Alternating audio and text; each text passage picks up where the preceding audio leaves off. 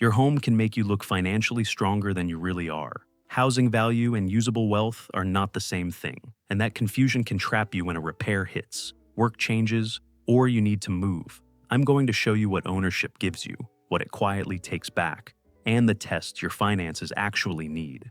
A national housing survey says 70% of consumers believe buying a home is a safe investment, which helps explain why this promise keeps beating better cash flow logic. Popular beliefs don't improve your liquidity. Your home is shelter first, and only sometimes a strong wealth tool. You open your banking app, and the home value line makes you feel calmer than the checking account does. That's the first trick. Equity can rise while your money stress stays the same. Equity is what the home is worth, minus what you still owe. Useful definition, dangerous feeling. Once that number gets big, people start treating it like available strength. I'm doing fine.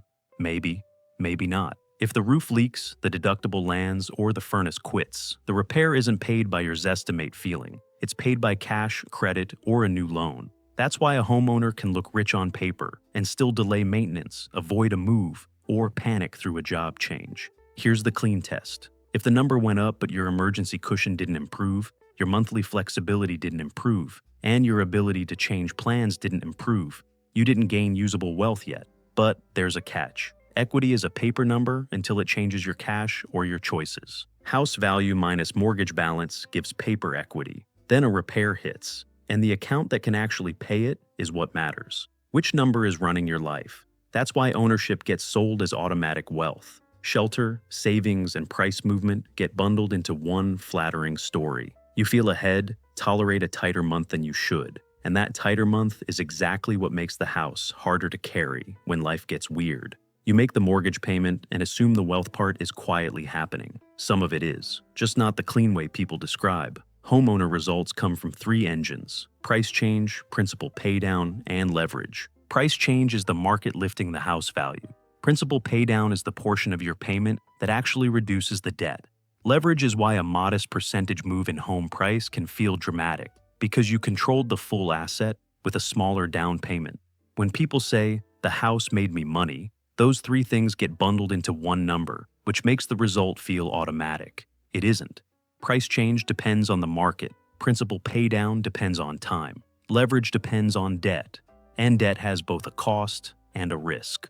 A consumer finance agency explainer says that in the beginning of a mortgage term, most of the monthly payment goes to interest, which slows the ownership story. People think starts right away. Early ownership doesn't work the way most people picture it.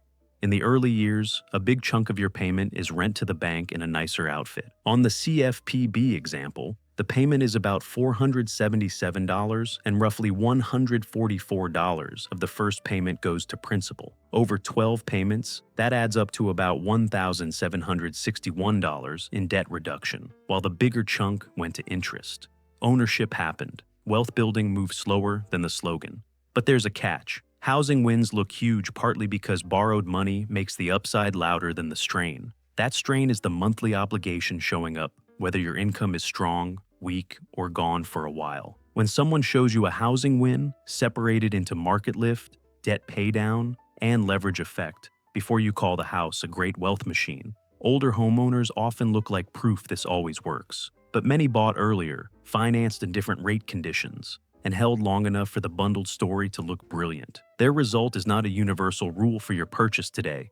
You sign the closing papers, and everyone acts like the hard part is over. That's where the missing math starts. Gross appreciation is the number people love because it's easy to say. Buy at one price, years later, it's worth more. But the real result lives under that surface. Interest, property taxes, homeowner insurance, maintenance, and the friction of buying and selling all cite below the celebration number. A Housing Research Center report says annual homeowner spending on improvements alone averaged just over 1% of home value in 2013, which is one boring line item people keep leaving out. Houses age whether your budget is ready or not. Paint waits. Systems do not. The carrying costs don't stop just because you locked in a mortgage payment. Taxes can rise, insurance can rise. Repairs don't care that your payment already feels full.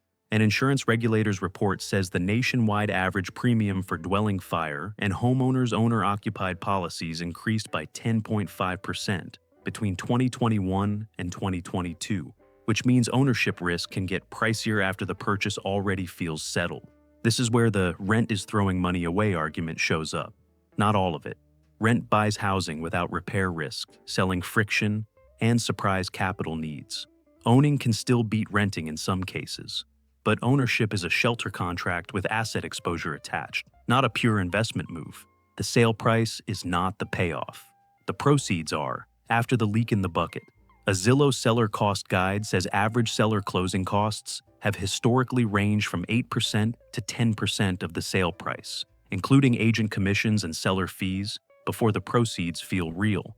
But there's a catch.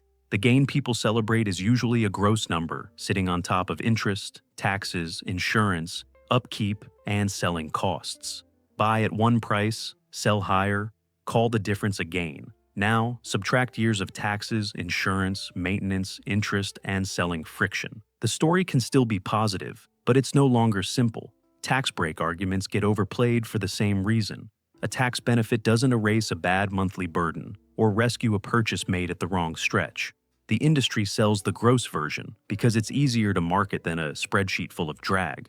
You get a job offer in another city 2 years after buying, and suddenly the house has a clock on it. This is the hold period test, and it's one of the biggest things people skip. Ownership has front-loaded friction. You pay to buy. You pay more than expected while living there. You pay to sell. Short holds are where the dream gets punished hardest. A break-even hold period is how long you need before the benefits of staying start outrunning the costs of entering and leaving. Until you cross that line, price growth can happen and the deal can still stink. But there's a catch. A house can go up and still be a lousy deal if you leave too soon. A national housing market study says the typical owner stays put for 11.8 years, which shows how important hold time can be. People stay longer, partly because moving is expensive and bad timing is expensive. Upfront buying costs, sale friction later, an annual ownership drag beyond the mortgage you expected all count. If you only stay a short time, the home has to outrun all 3 layers before you can call the result a win. Home prices rise over time anyway. Sure, but over time is doing a lot of work in that sentence. A long horizon can smooth bad entry timing. A short horizon turns friction into a weapon. The more likely your life is to change in the next few years, the more dangerous it is to justify a stretch purchase with long-run averages. You sit at the kitchen table and think about tapping the house to solve a money problem. This is where paper wealth meets real decisions. There are a few common ways to unlock equity. Sell the house, downsize, refinance in a useful rate setup, or open a HELOC and borrow against it. Selling may unlock cash, but now you need somewhere to live. Downsizing may free money, but it changes your housing position. Refinancing changes the loan terms, and that only helps if the market cooperates. A HELOC gives access, but it converts equity into debt. But there's a catch. Using equity usually means moving, shrinking, or taking on new debt. I can always use my equity later if I need flexibility. Later, yes. Flexibility, maybe. A HELOC can be a useful tool, but it can also become a second monthly obligation attached to a house that was supposed to make life feel safer. A household debt report says outstanding HELOC balances stood $116 billion above their 2022 Q1 low, showing how much HELOC balances have rebounded since 2022. Before calling equity accessible, ask 4 things. What changes in my payment? What changes in my housing situation? What happens if rates are worse? And am I solving a cash problem by creating a debt problem? This also handles the forced savings argument. Yes, forced savings can help some people build principal they wouldn't have built otherwise. But it's only a virtue when the force isn't choking the rest of the plan. If every repair goes to a card and every setback becomes a scramble, the house didn't teach discipline. It absorbed your slack. A higher home value can still make people feel safer, even when nothing liquid improved. The story of security arrives before the reality of security. You review your net worth and realize one address is doing almost all the work. That's concentration risk. Federal Reserve survey data show median homeowner net worth was $396,200 and median net housing value was $200,000 in 2022, which puts the primary home at about 51% of median homeowner net worth and helps explain why one property can dominate the household balance sheet. If a big share of your wealth is tied to one illiquid asset in one place, your job market, local housing market, insurance market, tax situation, and maintenance surprises are all leaning on the same foundation. A long run of rising values can make that concentration look smart when it was really just exposure that happened to get rewarded. Rising paper wealth can make you underinvest elsewhere because the house already makes you feel covered. Retirement accounts, cash reserves, and diversified investments get treated like optional extras. They're not. They're what keeps one property from becoming your whole plan. At least owning shields me from rent hikes. Sometimes. But it doesn't shield you from taxes, insurance jumps, maintenance spikes, or the cost of being rooted when you need to move. You browse listings in your area after hearing your home value jumped again. That's where appreciation stops feeling like freedom. If your home rises because the whole local market rose, the replacement home often rose too. You got richer on paper, but your position in the same game may barely change. But there's a catch. The number can climb without your position improving when the next house climbed too. That's what people miss when they say, just buy something and ride the appreciation. Ride it to where? If the next step up costs more in the same inflated market, you may have more equity and the same squeeze. Your place rises, but the home you'd need next also rose, and the new loan would be priced at current rates, not your memory of the market. The gain isn't a ladder, it's just your rung getting more expensive alongside the others. Appreciation doesn't automatically improve affordability for your next move. That's why staying put can become the default even when the house no longer fits. In the same market, appreciation often preserves your housing position more than it expands your options. You make the mortgage payment, the retirement contribution, and the repair transfer in the same month without stress. That's what a helpful home starts to look like. A primary residence becomes financially useful when the payment is durable, the upkeep is funded, the emergency reserve exists, and investing outside the house keeps going. The home should support the rest of your finances, not consume them. The house is my investment is usually a warning, not a flex. Ownership can help when it gives payment stability you can truly carry, when you're likely to stay through the break-even window, and when the property isn't swallowing every extra dollar that should be building broader strength. Leverage is not magic. It's a tool that only works when the monthly load is durable enough for time to do its job. But there's a catch. A home only helps build wealth after it leaves room for cash reserves, repairs, and investing outside the house. Can you cover normal upkeep without going to debt? Absorb an ugly surprise without wrecking your month? Keep retirement investing alive? Stay through likely life changes without feeling handcuffed?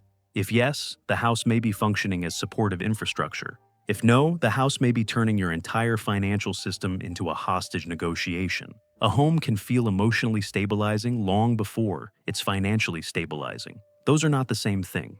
You stare at the proposed monthly payment and try to convince yourself future raises will handle it. Don't hand this decision to optimism. Here's the pass-fail-buy test. The home passes only if it leaves room for cash reserves, repairs, retirement investing, and one unplanned change without immediate damage. That unplanned change could be a layoff, a move, a rate shock on other debt, a health hit, a family shift, or just the house being a house at the wrong time. You don't need to predict the event. You need to know the structure can survive it. Monthly take-home, total housing carrying cost, planned investing, repair sinking fund, and emergency savings progress all have to fit at the same time. If the equation only works by setting one of those to zero, the deal failed before you submitted the offer. If I don't stretch now, I'll miss out. Maybe. But missing one purchase is cheaper than owning a property that blocks mobility, starves liquidity, and crowds out everything that actually makes you financially hard to harm. A good home purchase should make your financial life sturdier within months, not merely promise that years from now, the paper value might forgive the strain. If buying requires you to assume no major repair, no job disruption, no move pressure, and perfect emotional discipline around spending, you're not buying safety, you're buying a fragile story. The protective version of ownership is boring. It's the house you can maintain, keep, and leave if needed without detonating the rest of your plan. Buy the home when it functions as shelter first, savings second, and not as a rescue fantasy for your wealth anxiety. If the house leaves you cash light, repair scared, investment starved, and stuck, it is not your wealth machine. It's your biggest bill wearing a crown.